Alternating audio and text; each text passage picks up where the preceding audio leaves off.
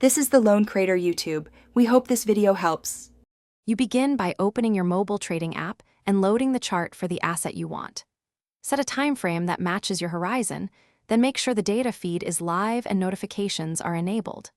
Once done, add the first indicators, an EMA set to 20 and an RSI set to 14. You do this now so you see trend and momentum together. This combination gives fast directional bias and overbought or oversold clues immediately.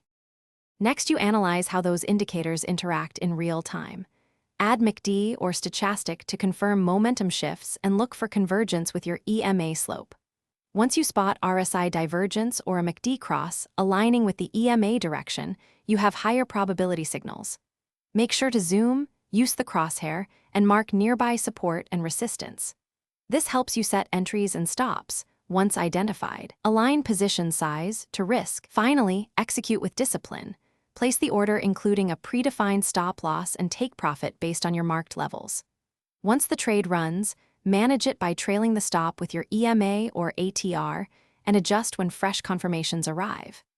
If things go wrong and signals lag or disagree, first check the mobile data feed and timeframe, then reset indicator parameters or remove and re-add the indicators. This often clears glitches and restores reliable signals so you can resume trading confidently. Thanks for watching. Consider subscribing if we helped you.